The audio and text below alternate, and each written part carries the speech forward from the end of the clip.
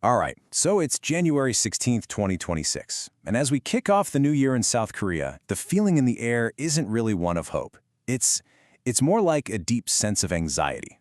You know, after a really turbulent 2025, the country is standing at a major political crossroads, staring down a year that, honestly, is shaping up to be one of the most consequential in a long, long time.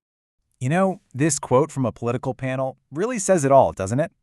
Instead of that usual New Year optimism, there's just this heavy feeling of dread about what's coming down the pike. So what's really driving this widespread concern for 2026? Well, at the heart of it all is a nation that's just deeply split. The political polarization has gotten so extreme that it's basically created this state of paralysis, turning the act of governing into a constant bitter battle. And this deep division is setting the stage for a massive confrontation that's going to define the entire year. Okay, let's dive into this, because every single political analyst in the country seems to agree on one thing. The fate of the entire year, all of it, hinges on a single event. Just one election that's going to have ripple effects far, far beyond its official purpose. And that date? It's June 3rd. Now, on paper, these are just local elections, from mayors, governors, local councils. But in reality, this vote has morphed into something so much bigger. It's become, for all intents and purposes, a national referendum on the entire political landscape. And the consensus among the experts is it's striking. Political analyst Kim Sung-han puts it about as bluntly as you can, saying this one election will decide everything. The results are expected to either lock in the current power structure for years to come or throw it into absolute chaos. And when you look at the stakes, you can see why. For the ruling Democratic Party, this is their chance for what they're calling a grand slam, a way to cement President Lee Jae-myung's power and get a clear mandate for their agenda. But for the opposition People Power Party, well, this is about pure political survival. They're not just trying to win seats, they are literally fighting to avoid a total wipeout and to save the entire conservative movement from becoming irrelevant. But here's the real kicker. This isn't just a straightforward clash between two unified teams, not even close. Before they can even face off in the main event on June 3rd, both parties are completely consumed by their own internal wars. And just look at this. The turmoil is on both sides. The opposition People Power Party is dealing with what analysts are calling a full-blown existential crisis, with bitter factional infighting. Meanwhile, the ruling Democratic Party, even with all its strength, is dealing with its own fractures. You've got public tensions between the president and his own party's leadership, hardliners pulling the party in different directions, and of course, the constant fallout from scandals involving key members. It's a mess. If we zoom in on the opposition, their crisis really comes from this feeling that they just can't connect with voters anymore. They're still reeling from the legacy of the Yoon Suk-yeol presidency, and the recent ousting of their former leader, Han Dong-hoon, has only poured gasoline on the fire of that internal fighting.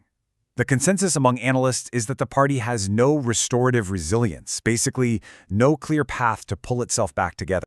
So how is all this internal chaos expected to actually play out?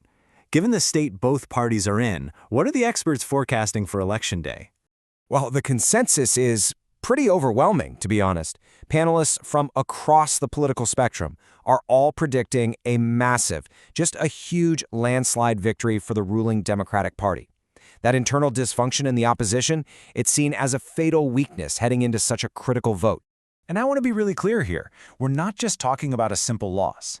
The prediction is for a near wipeout. The opposition People Power Party is expected to get crushed almost everywhere. Maybe holding on to its most loyal conservative strongholds in the Daegu and Gyeongbuk regions. But that's it. And this raises a really, really serious question for the health of the entire country's political system. If the June 3rd election leads to the effective collapse of the main opposition party, what happens next for South Korean democracy? Well, analysts have pretty much mapped out this grim three-step scenario. First, the current party leadership would almost certainly be forced to resign in disgrace. Second, we'd probably see what's being called a great conservative division, where the party just splinters into warring factions. And finally, a long, painful, and messy process of rebuilding the entire conservative movement from the ground up would have to begin. So let's fast forward. The votes are in, the dust settles on June 3rd, and now what? With the opposition potentially in ruins, the focus is going to shift. A whole new political game could begin, one that goes way beyond just party politics. And this is where things could get really interesting. The wild card here is constitutional reform. Some analysts believe that with a massive election victory and a crippled opposition, President Lee Jae-myung might decide to play his ultimate card, changing the Constitution itself. The argument would be that it's the only way to break the political gridlock for good.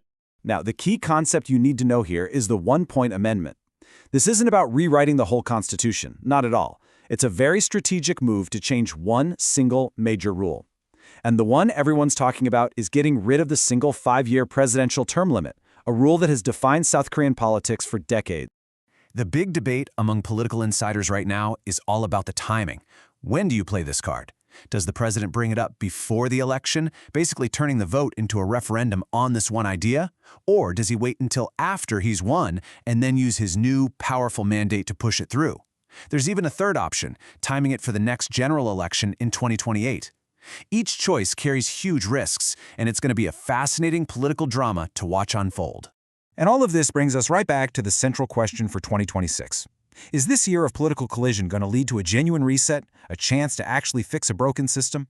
Or is it all just going to be a new, maybe even more chaotic chapter in the same endless cycle of political warfare? For South Korea, everything is on the line.